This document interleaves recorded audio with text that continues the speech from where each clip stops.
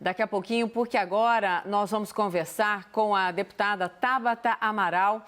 Ela é uma das parlamentares que pediram ao ministro Celso de Mello para antecipar o depoimento do ex-ministro Sérgio Moro sobre a interferência, na Polícia Federal.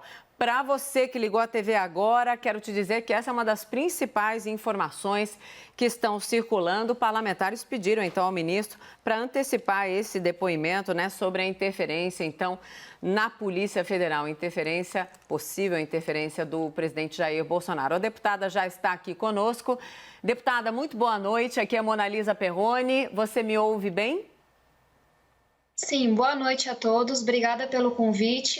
Estou à disposição. Então, vamos começar. Qual a relevância, qual a importância dessa antecipação num dia como hoje, com essas declarações do presidente Jair Bolsonaro em relação à capacidade e também em relação à intenção do ministro Alexandre de Moraes? O dia foi recheado desse assunto, com as várias pontas dele.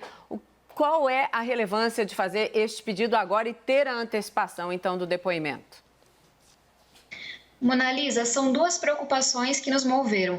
Eu entrei com essa petição junto com o senador Alessandro, junto com o deputado Felipe Rigoni, e a gente tinha duas coisas em mente. Primeiro, estamos enfrentando uma crise de saúde pública e uma crise social e econômica de tamanhos absurdos. Tem gente passando fome, batemos mais de 5 mil vidas perdidas no Brasil.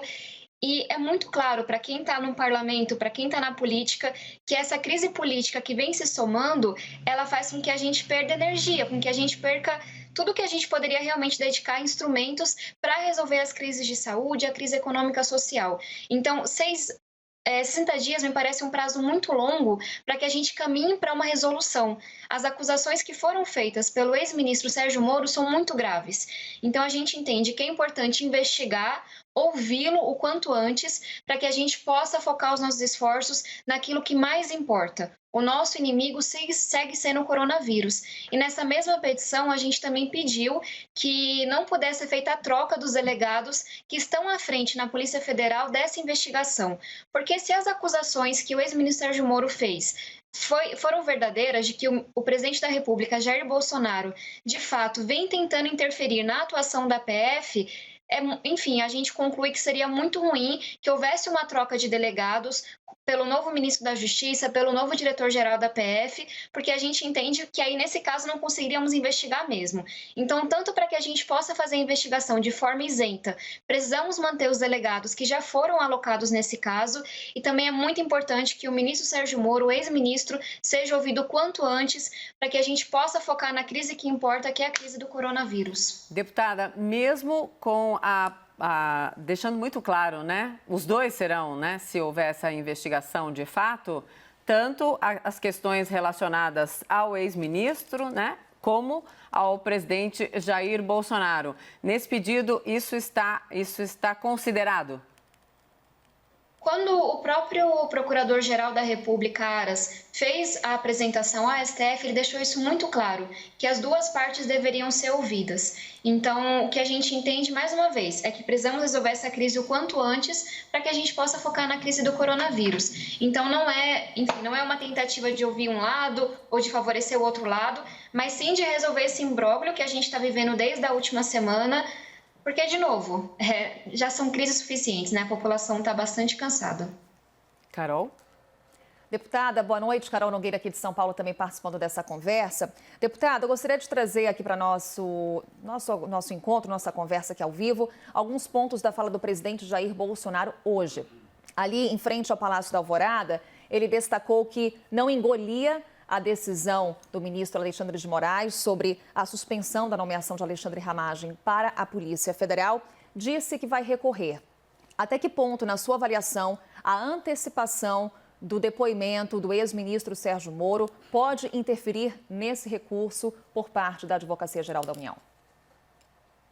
O que a gente espera é que, enfim, as pessoas tenham um pouco mais de clareza ao agir, Eu também havia entrado com uma ação popular impedindo a nomeação tanto do ministro da Justiça, a intenção anterior, quanto do diretor-geral da PF. Por quê? As acusações que o ex-ministro Sérgio Moro fez são muito graves. se elas forem comprovadas, e é por isso que a gente precisa investigar o quanto antes, elas vão caracterizar uma série de crimes por parte do presidente da República. Então, eu entendo que está todo mundo tentando preservar as instituições, tentando manter a independência da Polícia Federal, mas, por enquanto, se baseando nessas acusações. Então, o que a gente espera é que, com o processo mais acelerado, com as investigações feitas, com todo mundo ouvido, que a gente consiga avançar, superar essa crise e tomar as medidas necessárias. Então, eu entendo que foi acertada a decisão do STF, enfim, não me surpreende, mas me causa uma certa angústia que o presidente da República continue insistindo nessa indicação. E, de novo, eu não acho que o principal problema seja o fato dele conhecer o próximo ministro da Justiça, que já foi indicado, o próximo diretor-geral da Polícia Federal. O maior problema é que ele continue agindo da mesma maneira, mesmo depois de acusações tão graves de que ele estava tentando intervir na atuação da Polícia Federal, não só a nível nacional, mas também no nível dos estados. É muito importante que a Polícia Federal seja independente para que ela possa fazer um combate efetivo tanto ao crime organizado quanto à corrupção. Então, na hora que ele insiste nessa nomeação, mesmo com todas as acusações que foram feitas, eu acho que a gente tem que dar uma pausa, a democracia tem que funcionar para que a gente tenha certeza que tudo vai ser investigado de forma independente e o presidente da República terá seu direito de defesa, de resposta, e que a Polícia Federal continuará com seu trabalho independente, que vem sendo tão importante para o Brasil. Tenho certeza que todos vão concordar que a independência da PF foi muito importante nos últimos anos e que a gente não pode perder isso agora. Sim, deputada, agora a pergunta do nosso analista de política, o Fernando Molica. Deputada, boa noite. A senhora fala nessa questão do STF, insistir no STF. Mas é uma questão política. O Congresso Nacional tem dispositivos, tem possibilidades como comissões parlamentares de inquérito. O Congresso Nacional houve vários partidos que apresentaram pedidos de impeachment. Ao insistir muito no STF, a senhora não está abrindo mão, a senhora e outros colegas não estão abrindo mão do papel do Congresso Nacional de atuar nesse caso? De jeito nenhum. Enquanto a gente continua insistindo para que essa investigação seja feita pelo STF, e aí lembrando que foi um pedido da PGR, da Procuradoria-Geral da República, então essa ação não partiu diretamente dos parlamentares, nós também estamos em uma série de frentes a vários pedidos, trabalhando para instalar uma CPI, que é uma comissão para que a gente possa analisar as acusações. O que eu entendo é que nesse momento não dá para a gente perder tempo. Enfim, não deveríamos perder tempo em nenhum cenário quando a gente está lidando com uma crise de proporções tão assustadoras como é a do coronavírus. A gente precisa de todos os instrumentos que existem hoje. Então, toda vez que me questionam sobre o que faremos com tudo isso, para mim a resposta é muito clara. Vamos investigar a fundo, vamos ouvir todo mundo, vamos ver as provas. Porque se as acusações foram comprovadas, o presidente da República cometeu uma série de crimes e deve ser penalizado por elas. Mas não dá para a gente ficar trabalhando apenas com acusações. Então, eu acho que o parlamento faz o seu papel trabalhando por uma CPI, mesmo que as CPIs sejam muito desacreditadas pela sociedade.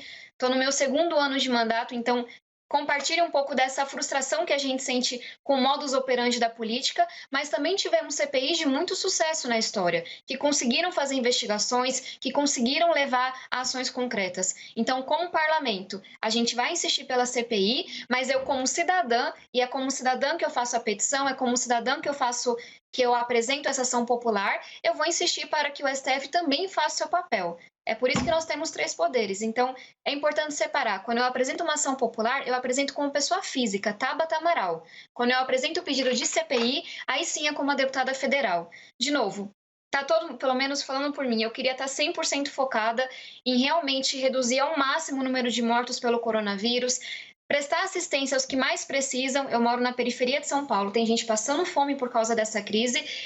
E me angustia muito que a gente tenha tantas questões abertas e uma crise política que vai se aprofundando dia a dia. Tá certo, deputada Tabata Amaral, muito obrigada por esse tempo ao vivo aqui na CNN Brasil. A deputada Tabata Amaral é uma das parlamentares que pediram ao ministro Celso de Mello do STF para antecipar o depoimento, então, do ex-ministro Sérgio Moro sobre aquelas denúncias que ele fez em relação à interferência na Polícia Federal, interferência, então, do presidente Jair Bolsonaro na PF. Muito obrigada, uma boa noite. Obrigada, vou ter que falar senhora. Obrigada, Obrigada, senhora. Não diga senhora. Acha não? Mas pelo rito, né, pelo cargo. Muito obrigada. Então, Tabata, boa noite.